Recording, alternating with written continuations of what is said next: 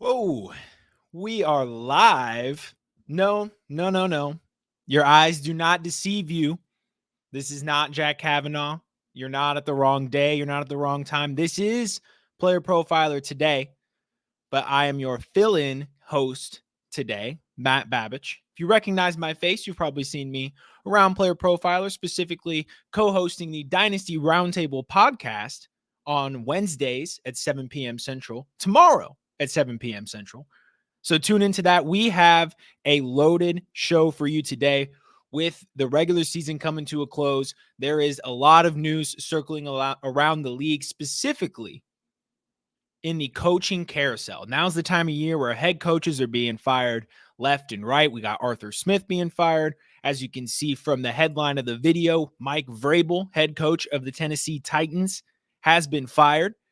And this opens up a lot of possibilities throughout the league because Mike Vrabel is definitely not on the same level as Brandon Staley in terms of interest around the league. There's a lot of interest right now in Mike Vrabel, and we are going to talk about it. Sorry for starting the show late. Had a little traffic coming home, but this is Player Profiler Today.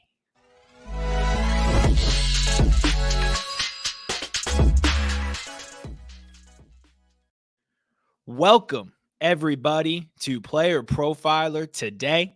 I'm Matt Babich, the gracious fill-in host for the great Jack Kavanaugh. Happy to be here talking to you, sending out a little reminder tweet right now, and here we go.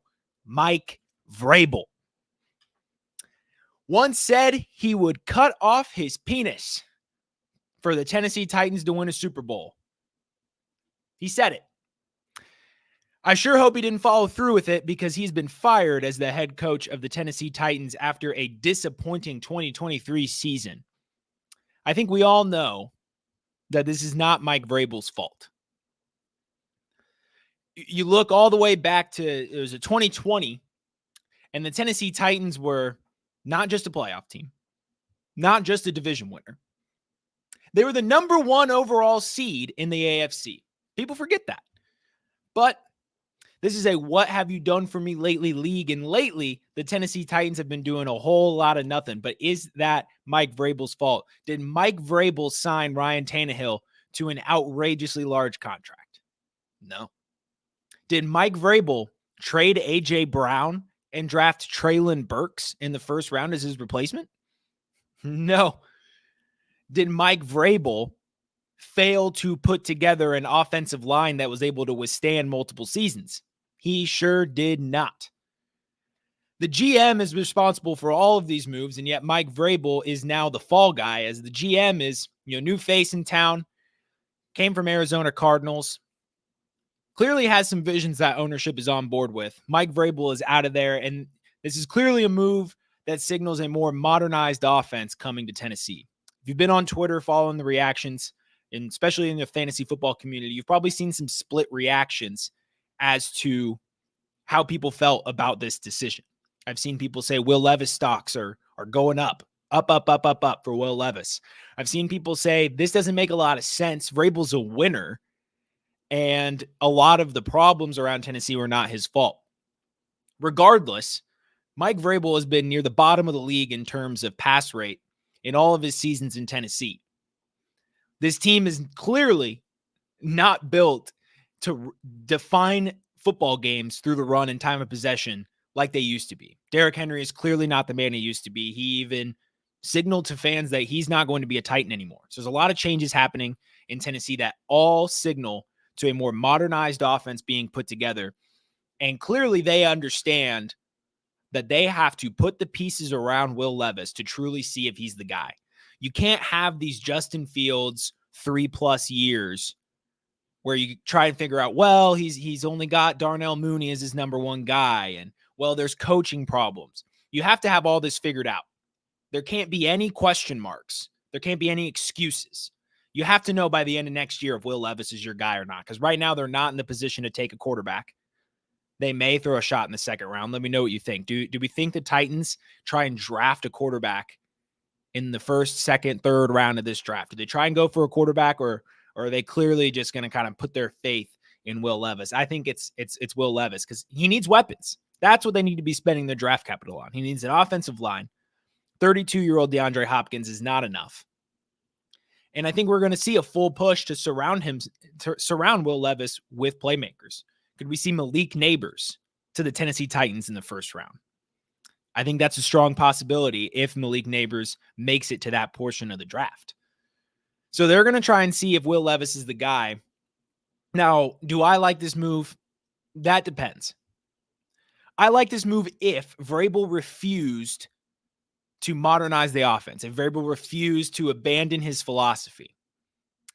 Because Mike Vrabel is an incredible leader of men. I don't think anyone in this chat's going to disagree. He's an incredible leader of men. The locker rooms that he's been around loved him. And, offensive coordinator Tim Kelly shouldn't be absolved from any of this. He has a history of low pass rates throughout his entire career, starting with the Texans. And so if I'm the GM, if I'm the owner, I'm moving on from Kelly, bringing in, a bright young mind like former Tampa Bay Buccaneers quarterbacks coach, now offensive coordinator Dave Canales. That's the kind of guy I want leading my offense underneath a guy like Vrabel who can lead the entire team. So I'm in between. I don't really like this move because I don't think he was the problem. I think there's, a lot else going on in Tennessee, and firing Vrabel is not going to fix it. But if they didn't think he was the coach of the future, if he wasn't going to modernize his offense, his team, then, it does make sense to move on and find somebody that will. We got Harry Snowman in the chat. Shout out to Snowman. So let's see. We have some opinions. Yeah, true. He doesn't have to. But I think what he meant was that he was going to cut off his penis so that they can win a Super Bowl. So, maybe that the fact that they didn't win a Super Bowl means, he kept it. He kept it. So it's a good day for Mike Vrabel's penis. That's for sure. I feel like we're getting very close to getting demonetized. I wonder how many times I can say penis before getting demonetized. It's a great thing for Tajay Spears. Absolutely.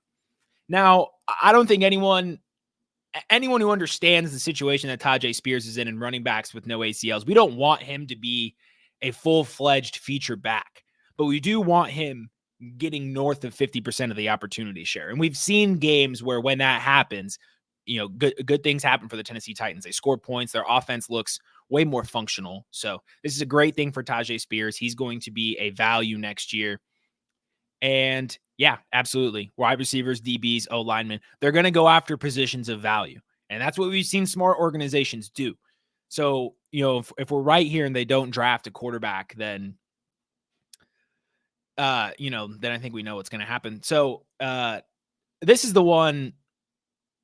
I don't know if he does need to learn the defensive side of the ball. And I'm happy to plead ignorance here, but I don't know. I've always been of the opinion that your head coach needs to be first and foremost a leader of men. We see what happens with guys like Josh McDaniels who don't have the locker room, or Dennis Allen, who we'll talk about a little bit later. You have to have the locker room first. You got to be a leader of men, and you have to specialize on one side of the ball. This is why we have defensive coordinators and an entire staff around the defense. A good head coach is getting himself a defensive coordinator. Canales, we'll talk about an offensive-minded head coach. A good head coach is getting a bright defensive mind to be like Wink Martindale, maybe. He's a free agent now. He's getting a defensive-minded guy who could put his staff together and say, hey, I don't want to worry about the defense. You take care of the defense. I know how this offense needs to look, and then I'm going to focus on the locker room. I also believe that if you're trying to focus on too many things, that it can leak into a master of none. A doer of many is a master of none, or something like that, I believe is the quote. So not to get too off point with Canales there, but speaking of coaches that may not be on their current team next year, Bill Belichick. So we can pull rumors all the way back to the Germany game against the Colts, where it started to buzz up that Bill Belichick may be traded, fired, some sort of split where he is no longer a New England Patriot next year. Since the end of the season, that has somewhat flipped to now it seems like the status quo is Bill Belichick will be returning, but not as the general manager. He will return as the head coach and not the general manager. And as a Patriots fan, that's music to my ears. So if you go back to multiple months ago on the Dynasty Roundtable podcast, I spoke how I felt about Bill Belichick, and even on some Player Profiler Todays and Wake Up, the Jason show in the morning. Gosh, it's been a long day, but I can always talk about Bill Belichick, and I've been talking about him for months. He can't put personnel together. He doesn't know how to scout. He doesn't know how to draft. And this has been going on since the Brady era. Brady covered up the personnel issues around New England. This is a known fact now. So the fact that they're going to get somebody who can handle that aspect of the organization, keep Bill. Keep Bill as the head coach. Absolutely. I don't think he's lost the locker room. I don't think anyone thinks he's lost the locker room. The Patriots will be very quick to tell you he has not. But it doesn't mean the media isn't trying to make us believe that he is losing the locker room. And put on my Tucker Carlson hat, Gerard Mayo, very involved in the defense. There's a lot of quotes coming out right before the end of the season. Players saying how much they love Gerard Mayo. They go to bat for Gerard Mayo. They go to hell and back for Gerard Mayo. They would love for him to be the next coach. It's an interesting thing to hear because now there's this opposite forces now. Gerard Mayo should be the next coach. Bill Belichick's going to stay as a coach. So Gerard Mayo could be on his way out of New England. As a Patriots fan, I do not like that. I do not like that because I was on the team where I would give him a chance to be the successor of Bill Belichick. I sure as shit don't want it to be Steve Belichick. Anybody but Steve Belichick, and I could be happy. But there's more questions around the future of the New England Patriots than there ever have been. They have the third pick in the NFL draft, which is expectedly outside of the range of Caleb Williams and Drake May. Gerard Mayo may be on his way out. Bill Belichick could be the GM, could not be the GM, could be the coach, could not be the head coach. There's a lot of uncertainty around this organization. And in a time where you need to rebuild and you need to rebuild fast, all of your division competitors are better than you. You finished last in the division, finished nearly last in the league. No quarterback plan in sight. You got to have your organization settled. So I do think it's the most likely scenario is this. Bill Belichick steps down as the GM. He will publicly step down, not be fired. He will be retained as head coach. And they will get an outside GM, and they're going to figure out a way to get a different quarterback than Bailey Zappi or Mac Jones to start next season. The New England Patriots will have a rookie quarterback leading their team next year. They're going to get a free agent veteran to learn. I wouldn't be surprised if they got Hoyer to be the third string. And we're going to see an actual attempt at a rebuild this time from the New England Patriots. It's going to be interesting. Let me know in the chat, what do we think that this is an actual turnaround for the Patriots, or, are we more pessimistic like myself and think that even though they're going to give it a go, we're going to be sitting here at the end of next year saying the Patriots drafted JT Daniels at number 3 or something stupid like that. And they fumbled the bag, and, now Bill's gone and now there's nothing there. Oh, can I interest you in a Kenny Pickett? I have a feeling this is my buddy Tyler, even though it's I don't know his YouTube name, but no, you cannot interest me in a Kenny Pickett. I would rather, and this is the cold hard truth. I'd rather roll out Bailey Zappi for 17 games. I would rather try and get Mitch Trubisky. Anybody but Kenny Pickett. And so you can't interest me in a Kenny Pickett. Let's wait and see what happens with the Pats. Time will tell what the next move is. Yeah, I think the uncertainty is making people think that so many drastic changes are going to happen that my current thought is that not much is going to end up changing. The one thing I really don't want is, rumors started about this today, Vrabel and McDaniels coming back to New England. Vrabel I don't mind as much, but I swear, if I have to see that doofus, Josh McDaniels, return to this organization, it's not like the last offense he produced was good. say what you will about Mac Jones, but McDaniels and Bill O'Brien are both brainless offensive coordinators. So it's not their fault, or it's not the quarterback's fault entirely. These two people are morons. We have to invest in an actual offensive coordinator that's capable of putting a modernized offense together. And I don't know if it's going to happen. I'm holding out hope, but given what I've seen, I don't think I can expect competency from the Patriots. Now, on to the news. So, I spoke about Dennis Allen earlier in the show. Dennis Allen is expected to return to the New Orleans Saints as their head coach last year and says that he has not lost the locker room. Bullshit. I'm calling bullshit on that. I do not believe for a second that Dennis Allen has any control of that locker room. There is no head coach worth their salt that would tell their team, no, we're not giving Jamal Williams a touchdown here on the one. You're going to take a knee. And then that team goes out there and says, we're going to get Jamal that touchdown. So there's red flags all over the place with what happened in the Saints-Falcons game. Clearly, the players have no respect for Dennis Allen, because players that have respect for their head coach would have went by that decision. And it's clear that Dennis Allen doesn't respect his players, or else Dennis Allen would have said, yeah, we're getting Jamal Williams a touchdown. It's your division rival. Who cares about Bush League? The Dolphins hung 70. And first and foremost, the only reason that made it Bush League was because they did it out of the victory formation, because Dennis Allen didn't okay the opinion. Didn't okay the play. So the only reason it was Bush League was because Dennis Allen was a coward. A real man says, yes, Jamal Williams is an important piece of our locker room. We had to switch him to fullback. He went with it. He took it in stride. He continued to lead the locker room.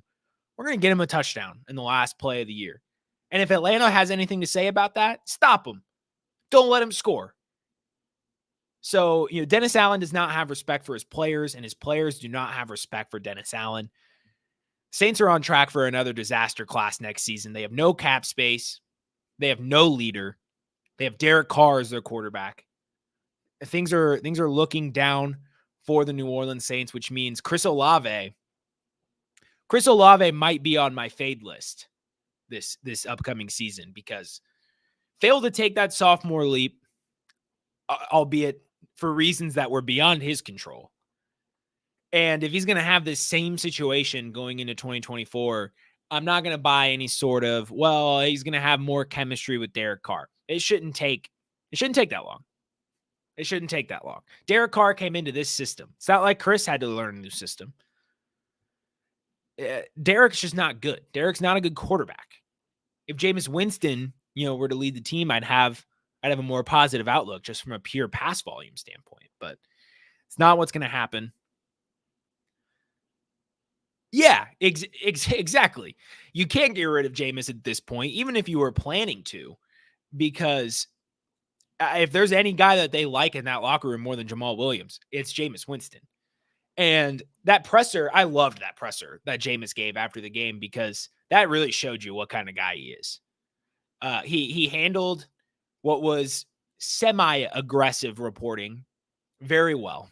Calm, collected, and he spoke, purely about the team. And yeah, if they get rid of Jameis Winston, I think he might be a free agent. I don't quote me on that, but if they don't at least try and bring him back and be vocal about trying to bring him back and keep him a part of the Saints, then things are going to go bad there. We could see a guy like Cameron Jordan, who said he loves the Saints too much to retire. We could see him change course maybe. So Jameis is a free agent. Thank you. Thank you, Doc. Thank you, Dr. Brett Burnett. Adorable husky in your profile picture as well.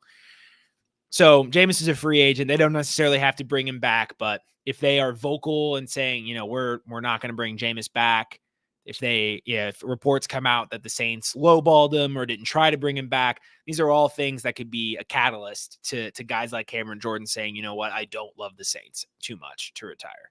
So this could be a downward spiral for the Saints. Moving on to some injury news. TJ Watt, for the Steeler fan in the chat, TJ Watt is ruled out for the playoff game against the Bills, virtually ending the Steelers season. I don't think the one gift that the Steelers have is that they play the Bills. If they would, it would have been nice to have TJ Watt out there, but I still think even without TJ Watt, there's a chance this game becomes a bit of a grind. Who would be shocked if this game ended 20-17? Mason Rudolph, I think while he's obviously not the guy, he's not an above average quarterback. The rain game is really going to throw some people's opinions off. He's not that bad. It was pouring rain all game. Tyler Huntley, who's shown to be a mediocre passer, also struggled very much to get the ball moving. So if there's clear weather, if there's no snow, Steelers have been running the ball better than any team in the NFL right now. And, they're going to try and control the clock. They're an underdog. If they can control the clock, not turn the ball over, put some points up, find the end zone, and simply force Allen into playing like Josh Allen, they have a chance in this game. They have a chance. I don't think they're going to win, but the Steelers have a chance. Rain game Sunday. All right. Well, that's not what you want to see. That's not what you want to see. But Steelers fans, there's some hope. There's some hope. They want to keep Baker. Tampa wants to keep Baker 2 years, $35 million. Yeah, I'm all on board that deal for Tampa. Baker played very well this year. He's shown enough to lead that team going into 2024. I think there's other areas that need addressed on that team. And if they're gonna, $14 million per year, or sorry, $17 million a year for a quarterback, especially with the way you can format contracts, is nothing. So that would be beneficial for both parties there, in my opinion. Next, with injuries, Nick Sirianni is hopeful that A.J. Brown and Devonta Smith can play. Not a lot of news about either of them so far in the week, and I'm not sure if that's for game planning purposes, trying to get the Buccaneers to change their game plan based on, not knowing if they're going to be active or not. I don't really think that matters, but maybe they just don't know. It's not good news that we've heard no news at all yet for these players. So last we hear, A.J. Brown is still waiting on his MRI. He walked off the field, but certainly looked like he was in pain. Could have been a hyperextension like we saw with Sam Laporta, who is, also not necessarily on track to play in these playoffs. All right. 23 minutes. So we got about 7 minutes left. Let's kick it to playoff predictions. So I want to sound off in the chat game by game as we go through these, but we're going to go down the line and pick winners for each of the wild card games. We can maybe get into the divisional round if we have time, but I wouldn't know what the matchups would necessarily be with the seeds off the top of my head. So we got Browns and Texans to kick things off. I think that was the lock of the year for the Saturday afternoon slot, was Joe Flacco and CJ Stroud. This could either be one of the ugliest games in playoff history or one of the most awesome games in playoff history. And I cannot wait to find out. I don't know about you guys, but I have the Texans at home to move on to the divisional round in the playoffs. The Browns have been playing incredibly well, but the Texans have a lot of game film now on Joe Flacco. They've seen that offense operate quite a few games now. And we've seen this with a few backup quarterbacks that come in and have success. Teams get some more film on them. They get to game plan better. And then ultimately the fall apart game happens. And it's going to happen probably for Joe Flacco. As much as we want, the Flacco sanity to keep going, it's more likely than not in the playoff game that the Browns lose, Flacco falls apart, gets pressured, makes some bad mistakes, and the Browns look like they did earlier on in the season. I don't know if we're going to get a disaster class necessarily, but The Texans were putting the pressure on Gardner Minshew play after play after play, and D'Amico Ryans has this team geared up. This is the first playoff game in Houston in quite some time. This team is going to be fired up. The city is going to be live, and this is the type of game that CJ Stroud elevates in. CJ Stroud's built for the moment. I know he lost his, he couldn't beat Michigan, lost his playoff games, but he's a winner. He's a born winner, and this Texans team is built to beat the Browns. They can pass on them, they can control the clock, and they can pressure the quarterback. Derek Stingley Jr. versus Amari Cooper is going to be a hell of a matchup. But if they can limit Amari Cooper and contain and pressure Joe Flacco, I think this game goes to the Texans. Dolphins at Chiefs. My gut tells me the Chiefs are going to turn it on. I think everyone feels it. They've been talked down on all year. Everyone's out on them. This is the time where Kansas City figures out how to turn it around at home, and we're all going to remember just who Patrick Mahomes is. Except I don't think that this is the kind of storybook ending we're going to get for the Kansas City Chiefs this year. I have the Dolphins to come into Kansas City in the cold, and we're going to get one of the most dominant post-game pressers from Mike McDaniel. There's the fraud narrative, can't beat the good teams, can't beat a team over 500. Are they going to be able to play in the cold? Mike McDaniel's going to have a lot of things to say about the media and the narrative. Tua's going to have a lot of things to say about the media and the narrative. And no matter how you feel about those comments from players, stuff motivates them. And I think the Dolphins at this point in the season are more motivated than the Kansas City Chiefs. I can't believe I even spoke that into existence. I'm knocking on wood just to try and prevent the jinx here. But I think the Dolphins come in. Tyreek Hill is going to have a little extra something to prove. And the Dolphins are going to beat the Chiefs on the road. Cleveland defense is so good and Flacco is playing so well. Houston is bruised up and inexperienced. Yeah. I mean, that's the argument for Cleveland. This is the one I stared at. I have all my winners on my show sheet document bolded for their team name, and I don't have any of them for the Browns and Texans. So this was the toughest game in my eyes to kind of predict and come up with a winner with. So it's a 51-49 kind of lean for me for Houston.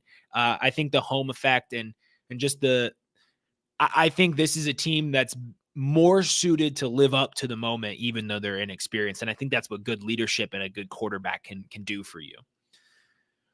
Dolphins flop again after a hot start to the season. They also can't buy a healthy outside linebacker. That's gonna be tough, but when you need to win one game, and I stared at this one for a while too, thinking about that same thing. Jalen Phillips going down, their defense is in a bad state, but you don't need an elite defense to shut down the Kansas City Chiefs these days. You don't, and you don't need to focus the same kind of attention with your linebackers on Travis Kelce that you used to. So if the Dolphins lose, that's going to be the reason why, right? Not a lot of health in the defense. Kansas City is a smart team, an experienced team, a well-coached team. So they're going to figure out how to identify those gaps and attack them. And so if the Dolphins lose, that's going to be the reason why. And I think they're going to get exposed in their own right. But the Kansas City Chiefs defense, which has been good, I just don't know if they're prepared for this offense. So I could be wrong. But I have the Dolphins to beat the Chiefs. Steelers and Bills. I think we're all certain. Sorry, Tyler, but Bills. It's the Bills. They're going to win this game. Despite Josh Allen's play, they're pretty hot, and they get a home playoff game now against the Steelers, who reeling with their quarterback. They're running the ball very well, but Mason Rudolph has not really been able to perform against high-octane defenses, and Bills aren't necessarily a high-octane defense, but it's going to be tough for Pittsburgh to keep up with that Bills offense. That's what's going to be tough. If the Steelers can find a way to drag Buffalo down with them, then it's anybody's ball game. But without TJ Watt, it's going to be much harder to keep up with this Bills offense. So it's going to be tough for the Steelers to win. I got the Bills. Packers at Cowboys. This one I want to hear if y'all think there's an upset brewing. Because, my boss is a Packers fan. I got a little biased opinion. But Brett Coleman, great NFL content creator, basically made a YouTube video of all the NFL team's worst nightmare matchup in the playoffs. And he pinned Packers for the Cowboys. And there's external narratives now, with Mike McCarthy being the former Packers coach and the playoff history between the Packers and the Cowboys.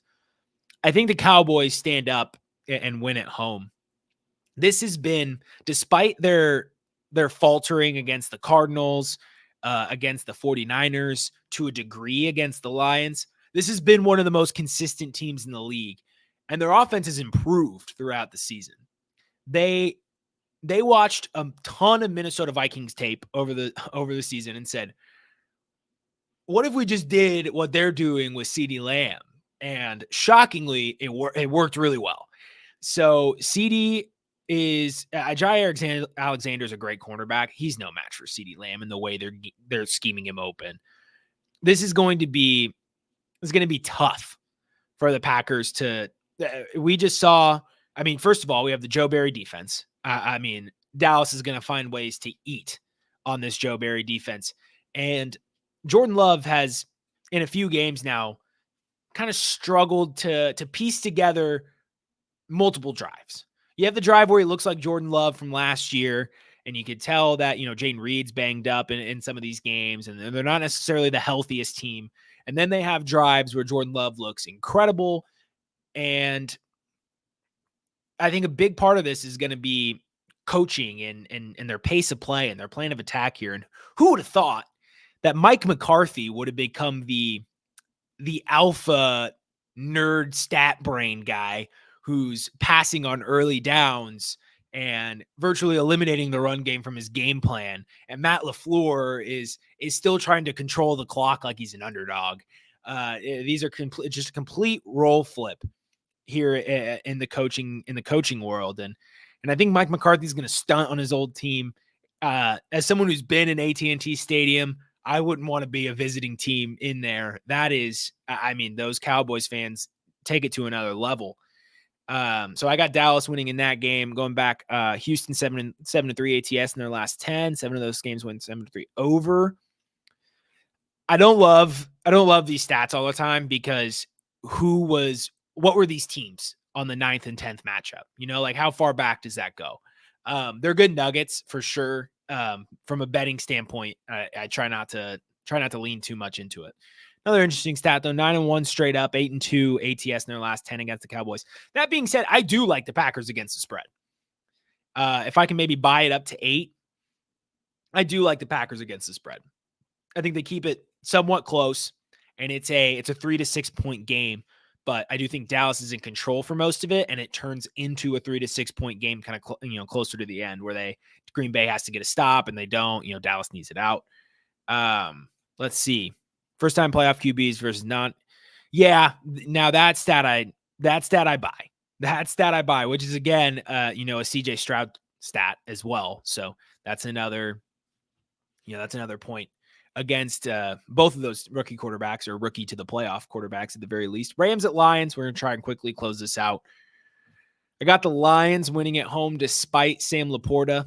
This is again just when you really love a city, when you really want to play for a city, when a city backs you like Houston backs the Texans and Detroit backs the Lions, there's an added impact to having to play there. And you can go one of two ways. You could say, it's too much pressure, or you could say it's an extreme motivator. And I think with the way Dan Campbell has prepared this team, it's going to be an extreme motivator. And we've seen how good this team is at home. The Rams, who have been playing very, very well this year, very well, are now going to go up against a much healthier Lions defense. CJ Gardner-Johnson has returned to the lineup. So this is going to be, give me the over in this game. If I can take just one side out of any angle of this game, give me the over. But I'm going to take the Lions to win at home. And then finally, I have the Eagles to beat the Buccaneers. I do believe at least one of Devonta Smith and A.J. Brown will play against the Buccaneers, and I have a tough time believing that even with how bad the Eagles have been, dropping 5 of their last 6 and only beating the New York Giants, I have a tough time believing the Tampa Bay Buccaneers, who just beat the Carolina Panthers 9-0, kicking 3 field goals in the entire game. I have a hard time believing that they're going to be able to stop the Tampa Bay Buccaneers. DeAndre Swift should be back into the lineup, a boost to the run game. And we're probably going to see, getting back to basics. The Eagles are going to play this game like an underdog. They're going to try and control the clock, grind the run, stay healthy. It's going to be a closer game. They might not blow them out of the water. That depends on A.J. Brown's health, Devonta Smith's health, Jalen Hurts' health with his finger. If all 3 of them are somehow miraculously fully healthy, maybe they open it up. But I expect a conservative game from Philly. They're going to focus on their defense, limiting the Tampa Bay weapons. I think they go into Tampa and they beat the Tampa Bay Buccaneers. And so there you have it. Texans, Dolphins, Bills, Cowboys, Lions, Eagles, my predictions for the playoffs, the opening round of the playoffs. It has been a pleasure filling in for Jack Kavanaugh on Player Profiler today. I always have such a blast on this show. Thank you all so much for tuning in. I very much appreciate each and every one of you that have, tuned into the stream, chatted in the chat. Anthony, that was not the right chat. Happy New Year to you, Anthony, as well. Good to have you back in the chat. Thank you all for joining Dynasty Roundtable with Seth Dewald and myself. We are unveiling our top 25 cornerstone rankings. So current Dynasty assets plus the incoming rookies. We're going to unveil our top 25. We're going to debate our top 25 to kick off what's going to be an incredible offseason for the Dynasty Roundtable podcast and Player Profiler in general. This is Matt Babich signing off. Y'all have a good night. Hey, I want to take a moment to thank you for tuning in. It's important to me that all of our media be free. This is only possible because of you allowing a true independent sports media enterprise to thrive unlike any other in the business. So please subscribe to the All In Package to continue to make all of this possible, to ensure that all of our stats, information, data, content is available to you, especially you, the people that get the site and get the show.